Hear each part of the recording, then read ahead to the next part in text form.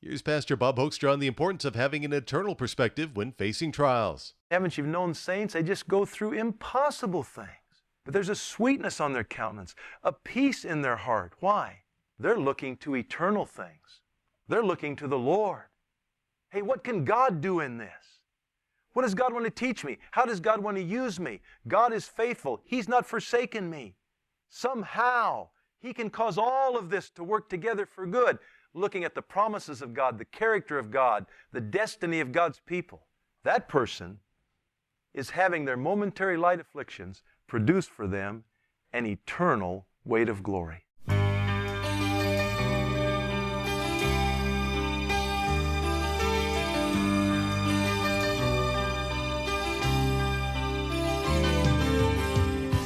The Bible likens the Christian to an earthen vessel, a clay pot, if you will. One of the things about an earthen vessel is that they're weak and vulnerable. Yet the Lord can use that weakness, which becomes very evident in a trial. Today on Living in Christ with Pastor Bob Hoekstra, we'll see how.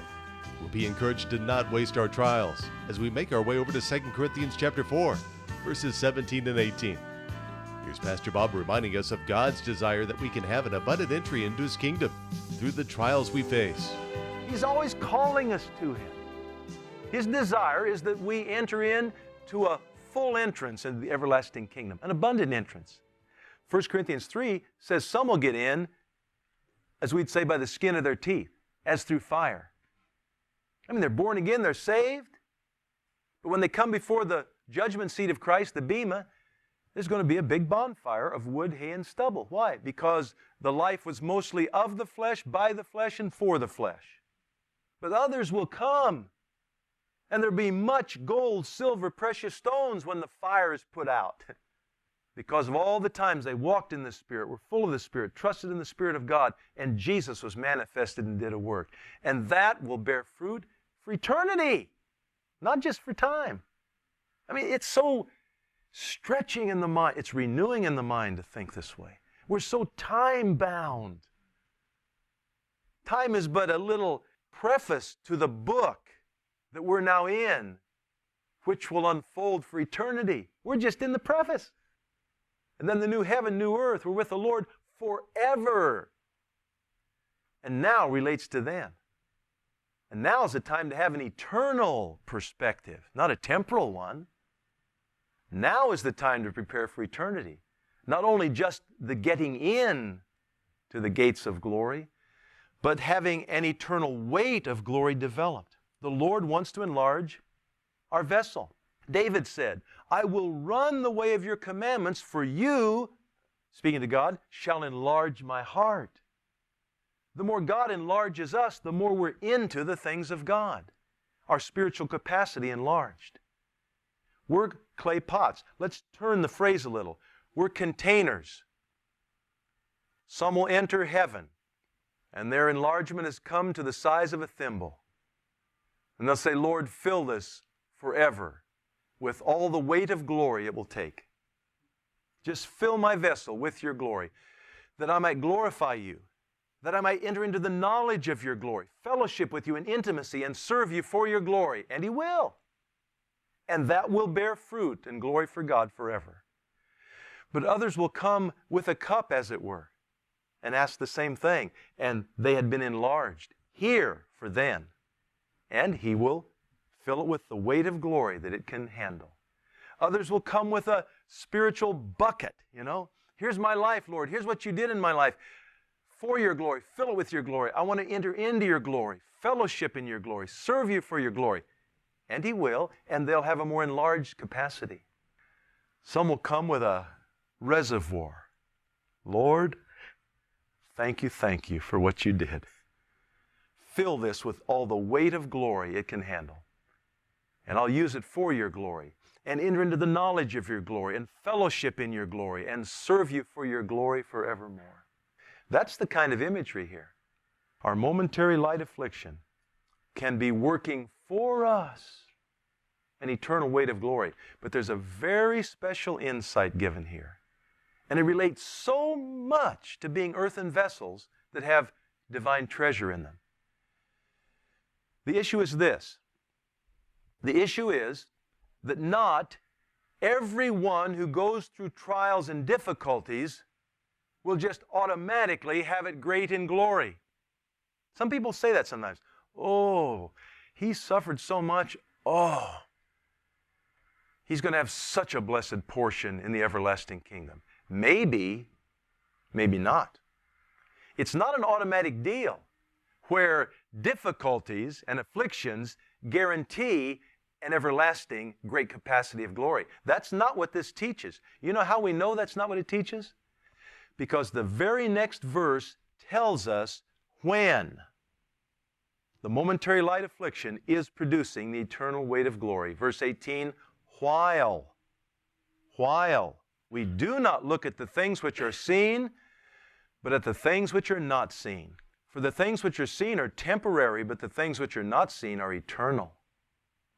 Some folks, going through their momentary light affliction of great measure, they spend all their time looking at temporal things, things seen. Oh, these rotten circumstances. Oh, everybody's wrong to me. Oh, I can't stand this. What a bad deal. What bad luck, as though luck had anything to do with the kingdom of heaven. Or why is God doing this against me? Those who go through their trials, looking at self and focusing on circumstance, you know what's happening? When we do that, we're wasting our afflictions. They don't produce any good eternal fruit. They just make us hardened and embittered for the rest of the way home. Earthen vessels in trials dare not trust in, look to, get all caught up in earthly, temporal things. Self-sufficiency. Bad circumstances towards self. Oh, the way others are treating me. On and on and on. We can't. We're just wasting the difficulty. The difficulty is an opportunity to see momentary light affliction producing for us an eternal weight of glory. It's sad. Some people go through great trials and afflictions. I had a dear aunt. We liked her a lot. But her life was consumed with bitterness. Oh, she had many trials. She did have a tough life. But though most of the family knew the Lord, and I don't even know, I was younger, I don't know if she knew the Lord or not, but if she did, she didn't grow in the Lord. She functioned so much in the flesh. She was just bitter, angry, malcontented, griping, complaining all the time.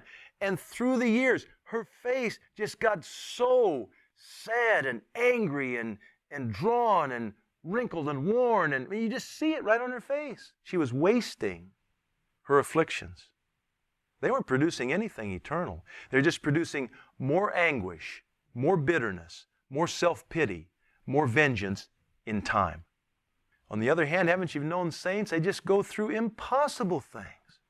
But there's a sweetness on their countenance, a peace in their heart. Why? They're looking to eternal things. They're looking to the Lord. Hey, what can God do in this? What does God want to teach me? How does God want to use me? God is faithful. He's still with me. He's not forsaken me. Somehow, He can cause all of this to work together for good. Looking at the promises of God, the character of God, the destiny of God's people. That person is having their momentary light afflictions produce for them an eternal weight of glory. Really, this is a gracious, merciful work of God to do this.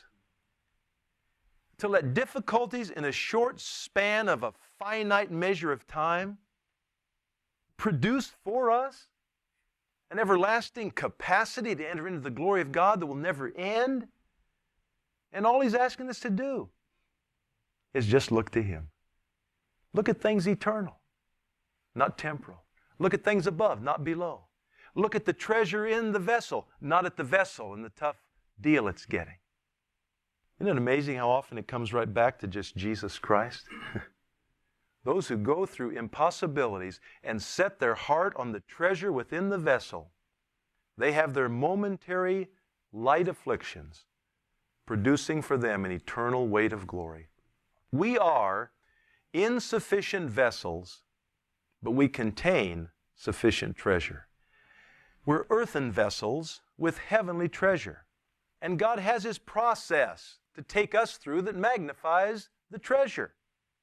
And along the way, he has this attitude for us to hold, the dying of Jesus, that Christ might be seen in us.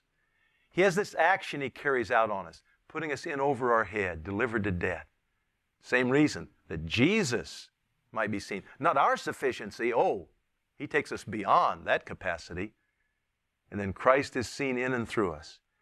Along the way, that impacts others who watch the process. And the astounding thing is, it can impact us for an eternity with an everlasting, heavy capacity to enter into his glory. What a plan. New covenant servants, we are the most blessed that you could ever imagine.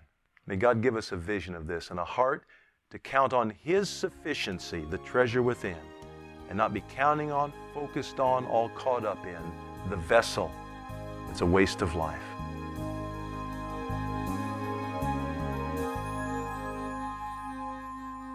You're listening to Living in Christ with Pastor Bob Hoekstra.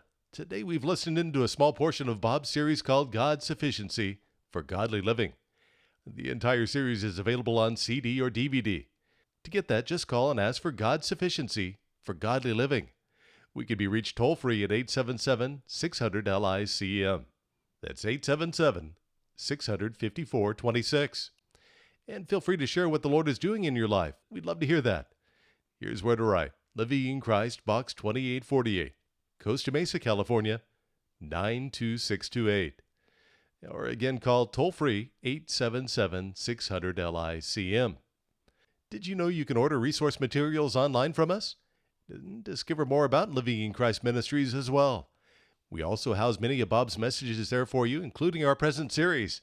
Download as many as you'd like at no charge.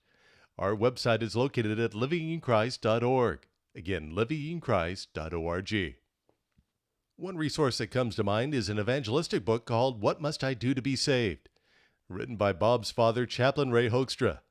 What must I do to be saved is a question in the hearts of millions of people, maybe even your own.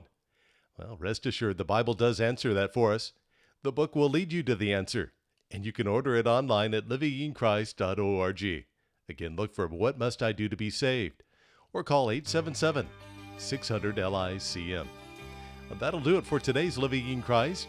May the Lord richly bless you and encourage you as you live by his resources and depend on his grace.